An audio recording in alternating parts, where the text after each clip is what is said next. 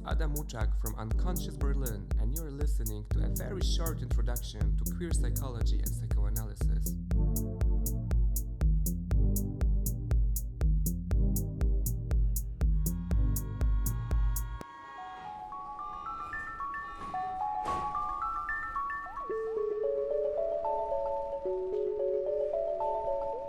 As a psychological counselor and psychoanalyst based in Berlin, I'm very often asked about queer sexualities and sexual identities. Especially during such difficult times of the global pandemic, when many of us are forced to isolate or stay home alone, we are also forced to confront our identities on a completely different level.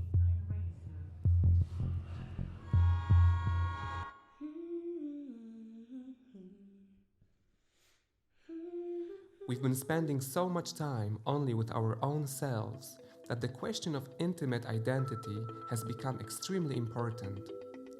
People have been contacting me and looking for the answers for the most fundamental questions. Why am I gay? What does it mean to be non-binary? Where do my sexual desires come from? Why do I always fall in love with this particular kind of people? Is it in my genes? Is it in the physiology of my brain? Is it because of my family, my parents, or the environment I grew up in? Why am I the way I am?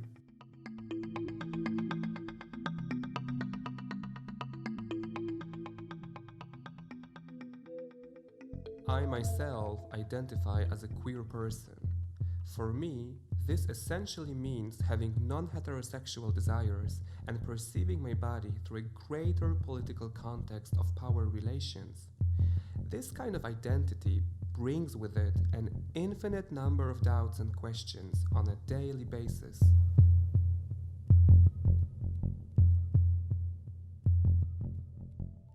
We shouldn't forget that the term heteronormativity designates the ways in which the world makes sense from a heterosexual point of view. Heteronormativity is a construct determined by the majority of people that, in consequence, defines the sense of reality we live in. What does it really mean? Generally speaking, it means that we live in the world where things only make sense if they are comprehensible and clear to people who identify themselves as heterosexual. It is from this perspective that queer identities and queer desires appear to be difficult and are commonly rejected and deemed nonsensical. They do not make sense in a heteronormative reality because they cannot be understood by heterosexual people.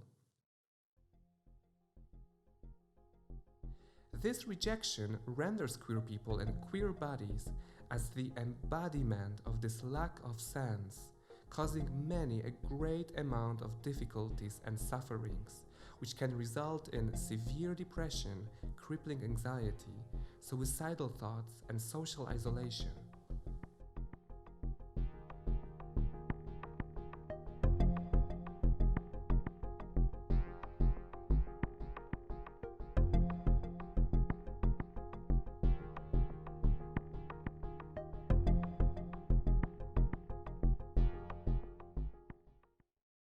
As a queer psychoanalyst, I reject the idea being queer means that something went wrong, as well as the notion that there is one major cause for queerness.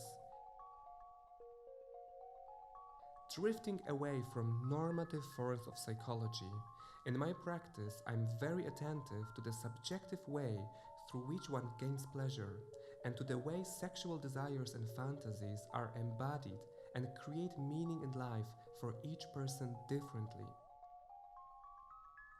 I believe that queering psychoanalysis is essentially giving space for unique forms of subjectivity without blindly imposing on them ready-made psychological concepts and scenarios. I'm confident that any real answer to the questions many queer people ask themselves can only come from the mysterious and unique ways the object of one's desire comes to be.